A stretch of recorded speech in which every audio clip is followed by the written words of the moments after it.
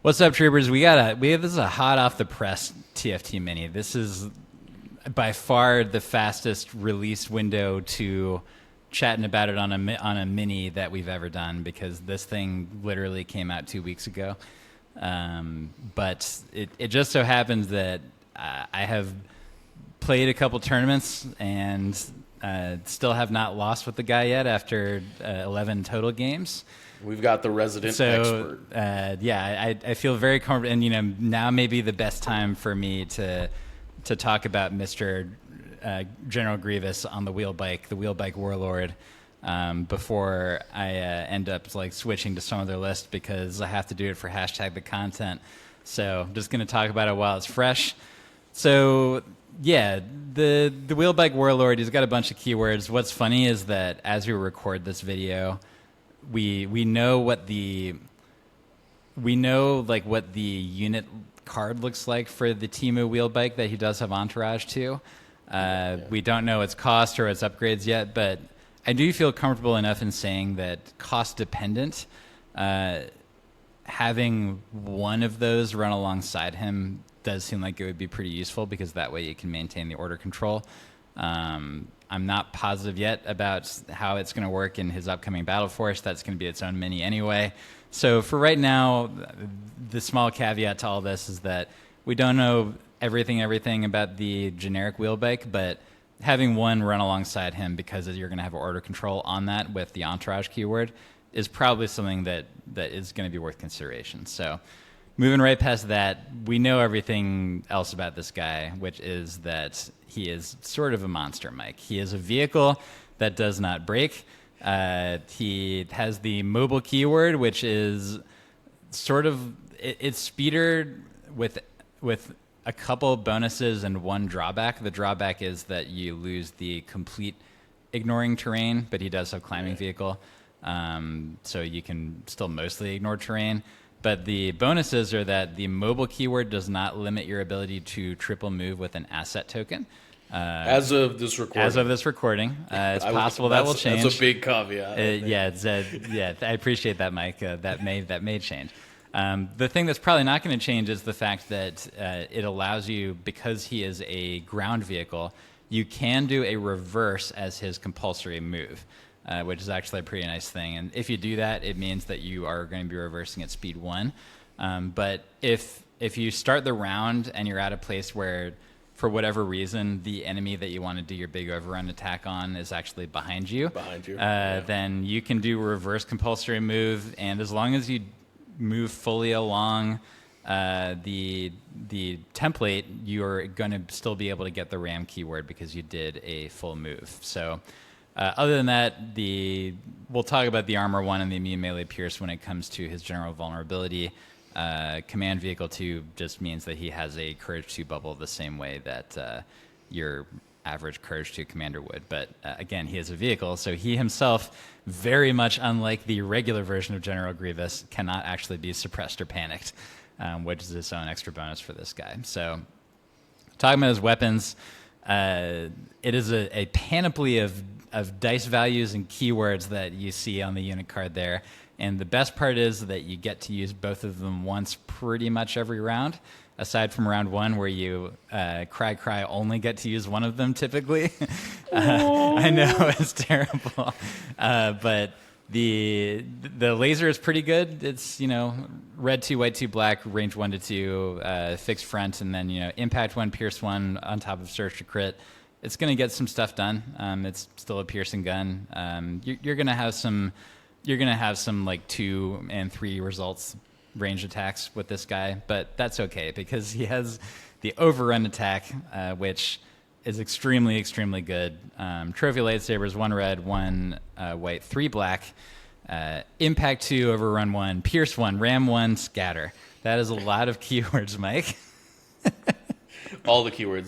This guy's just keyword soup, is what he is. Yeah, they're just all over the place. And then again, on top of that, you add one of the best, not a keyword, but symbols in the game, which is surge to crit.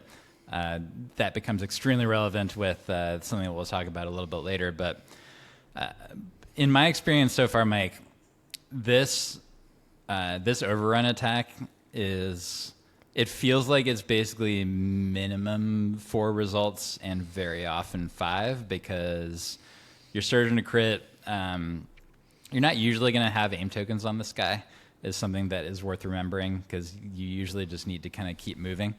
And you always want to be doing, you have to do one move. You always want to do the range attack, which means that you only have really one other action that can be whatever you want it to be, and it's usually probably going to be another move, because one thing I should mention about the mobile keyword with him being a ground vehicle is that he does not get the free pivot at the beginning of a move, which means that he's sort of old school in the way that, like, he's a reminder of the way vehicles used to be, where you needed to think a turn ahead in terms of where you ended the movement, because that is the orientation in which you're going to start the movement. He would be a real mess if he could do that pivot, Mike, I gotta say. So I can't boo that one. Yeah. It's just, a fun thing to do on vehicles. That's true. But I mean, he moves so fast that he ends up making his own fun. That overrun attack is fierce. Like when you combine Surge to Crit and Impact 2, it means that, and then also Ram, you can like look directly into the eyes of an ATST and basically go like, I'm doing at least 4 damage, and there's a pretty decent chance of doing 5 damage to you as I run into you, and especially because you're so mobile. One thing that I did in Oklahoma Open that I recently played at is that I just got behind Chewy the ATST in an Ewok list and just ran right into the thing's back to basically bump up the impact. Bump up the impact and make it so that what literally happened was that it was 1 surge, 3 hits, and a blank. And so you ram the blank, you have impact 3, and then all of a sudden, and you surge to crit, and all of a sudden you are doing just 5 crits to the backside with Pierce 1, and Chewy the ATST died at that moment. It's very sad. So, we've been talking about all these keywords that go together with this guy. Mike, you have at least watched a couple of games with him.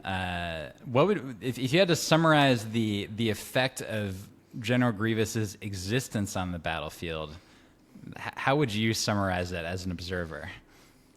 I think when I'm watching General Grievous get played, I think the biggest thing is that the opponent, or the person playing against Grievous, has to kind of keep their army, I think, a little bit more together than they ordinarily would.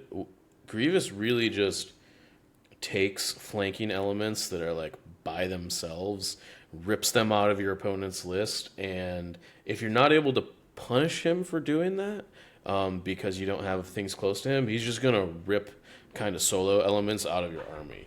So I think when playing against Grievous, I think you really have to make sure that you've got like some overlapping fire zones on your units on the outskirts. That's not to say that you can't have flanking units, but this guy's going to eat them alive. Yeah. So I think that what we'll do is that we can link to the day 2 streams of Adepticon where I played in both of them, because they were like the final 2, and in both of those it was like a pretty good example of what Grievous can do to fairly weak flanks. It may seem unexciting, especially when we talk about Jedi arts, to be sending Grievous directly at like 2 scout troopers and a snow that are hanging out in the corner of a map. So while it might not be impressive in terms of the amount of raw attacks you're going to be able to get out of Jedi arts, if you can just clear a half of the board with one single unit that you have order control on in if round 1. If you can just clear half the board, it's pretty good. It's pretty good. Yeah. And so that's exactly right. The thing that Grievous is best at is attacking and abusing a weakened flank, which is thematic for this general who is a little bit more bluster than action usually when it comes to fighting against the big force. It runs to theme that even with this fearsome vehicle, the best way to often use him is to basically send him at the side that is going to be able to offer very little resistance against him. And that matters because the biggest weakness of General Grievous is that he can die. He can die pretty fast against somebody who actually has the dice to throw at him. So that is the key. Is that when you're deploying him, you need to be thinking about that. But there's a couple ways to mitigate that, and those couple of ways are basically have to do with the two upgrades that I think are, in my opinion, sort of stapled on the guy. There's some obligatory choices here, I think. Yes. I do see people chatting about emergency stims as a way to keep him alive a little bit longer. And I do think that it's the idea of putting stims on a vehicle is like pretty funny in its own right. But the gear slot to me is all about recon intel, getting an extra speed 1 move. The thing that I always say about speeders, and this guy's kind of a speeder, is that your best defense is not getting shot. And so the recon intel move will allow you to position him both for offense and defense in the way that you really want him to be. So that one is stapled on there. And then the one that may be extra stapled on there to me is up close and personal. So not only does this mean that on every turn that you're making a range attack, which is most turns, that you're going to be getting 1 dodge out of it, which will help keep him alive that extra bit longer.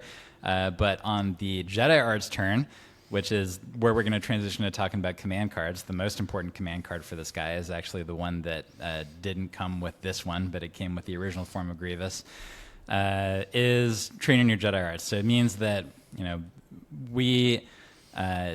we'll focus like a little bit more on the text of Jedi Arts in the regular Grievous video, but you do a bunch of range attacks at range 1, and unlike regular Grievous, General Grievous on the wheel bike surges to crit, which means that the attacks are significantly better in their own right. But then when you pile on top of that you're getting 1 dodge token per shot, that it leaves you with 2 possible situations. Is that A, you're on a very weak flank, which means that you're only getting like 2 or 3 extra dodge tokens, but it doesn't matter because everybody else is dead around you. Or B, you end up like if your opponent did sort of group up all of their guys into 1 blob, then you're talking about getting up to 8 additional dodge tokens when you combine the command card itself, the regular ranged attack you did, and then if you do 6 Jedi Arts attacks after that on a pretty big blob, which his range is also pretty wide because that's from a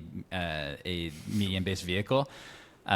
You end up in this situation where you started round 2 with a Grievous who's already activated, which is normally bad for a power piece, is to have an activated unit sitting there in the open.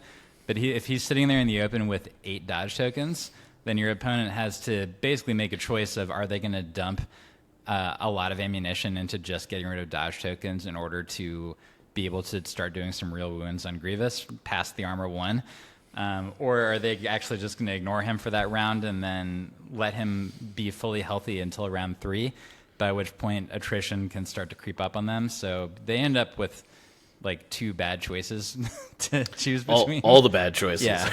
Yeah. Which in a war game is like exactly what you want to do. Yeah. I will briefly go through the other command cards that the Wheel Bike Warlord came with.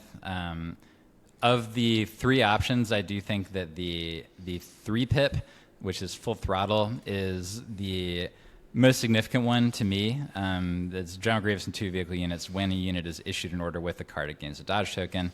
And then this round, all of your vehicles get a surge token after they move.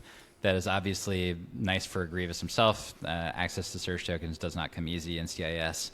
And if he has them on defense, it makes him pretty hard to kill that round anyway. It's also very, very good for staps that do not have any natural surging on defense. And then it's also, it's good on an AAT if you have one of those in your list. What's funny is that there's a few CIS vehicles, such as spider droids and aqua droids, that don't actually get any utility out of the surge part. But it's fine. You still get some dodges out of it. You still get some good order control.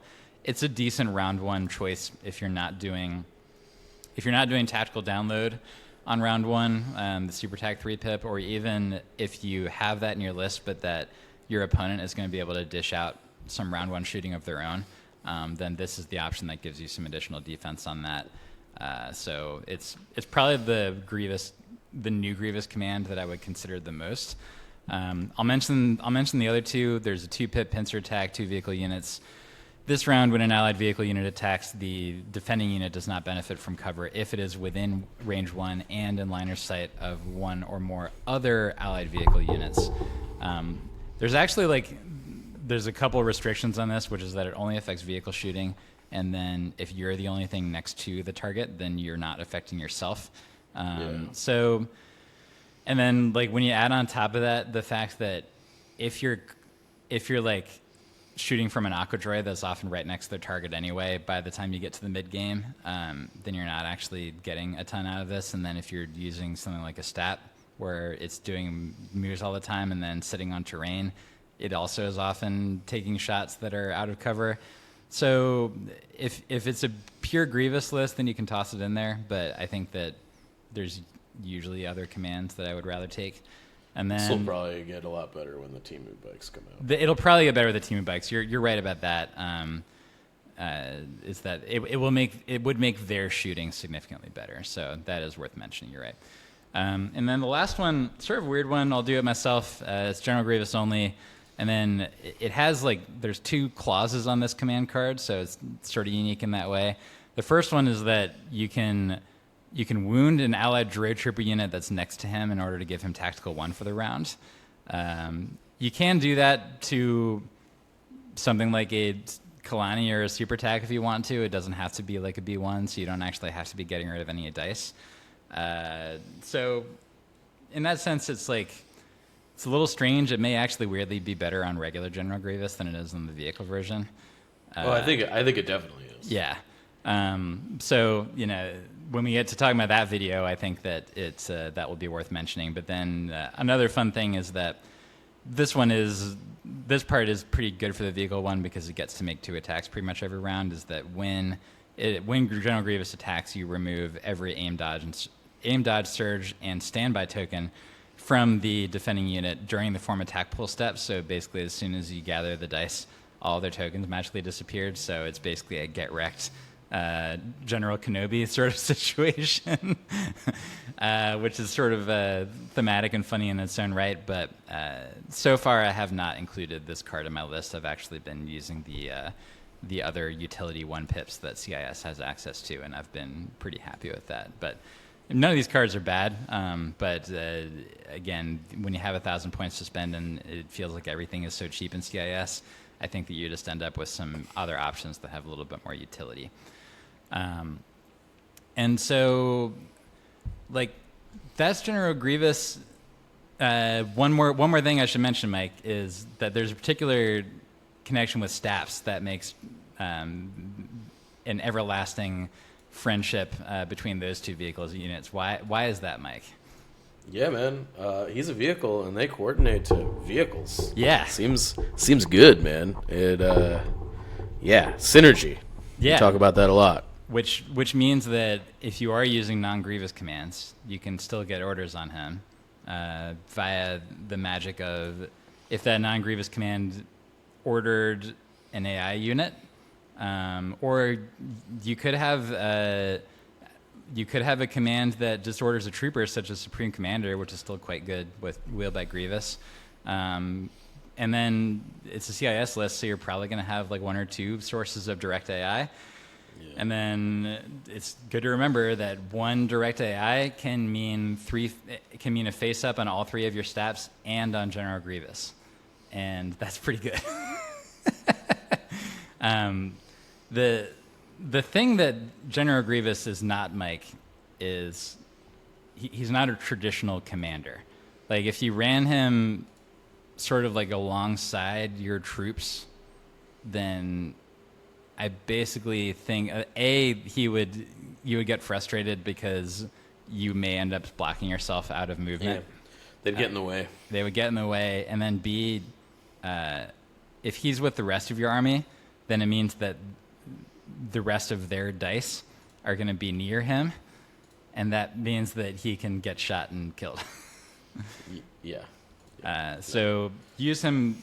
Usually you should be using him more as a flanker. There are situations where if your opponent does decide to blob it up, then he'll be a pseudo flanker where he'll usually be separate from most of your army, and he'll try to come around on the backside, but he'll be linking up with them after he does his like very large Jedi Arts attack. But that's kind of what I got on Grievous, Mike. I guess what other, and do you have any other observations of him, having seen a couple stream games, and we've talked about him a lot in the cast so far?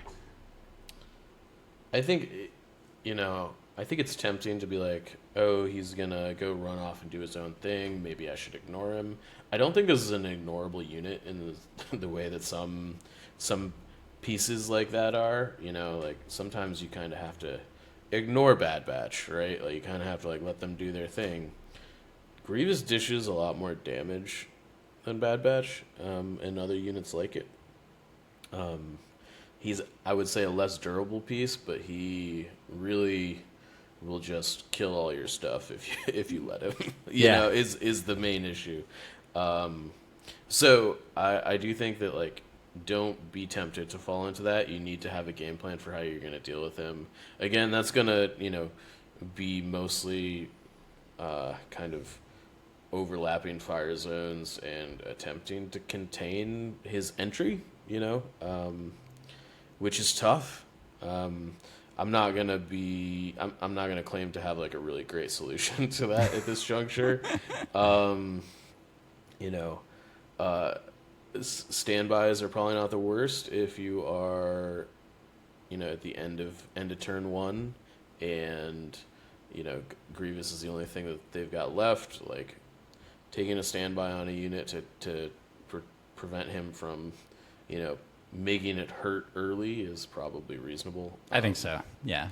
Yeah. Is that going to be enough to stop him? Probably not, unless it's like a really scary unit, If they have Overwatch, it would slow him down significantly. Yeah. But if it's a regular standby, it sort of depends on whether he thinks that the fire exchange is going to go his way or not. It often will because he's got armor. Right. Right. But tough to say. If you've got like a standby on like Death Troopers, like that seems like a shot that Grievous would be a little bit concerned about, right? Although Grievous also could probably kill 2 or 3 models in that squad with one shot, possibly. Right. So like maybe it's worth it to him. Yeah, exactly. Tough to say, but I definitely think that that's probably a good place to start.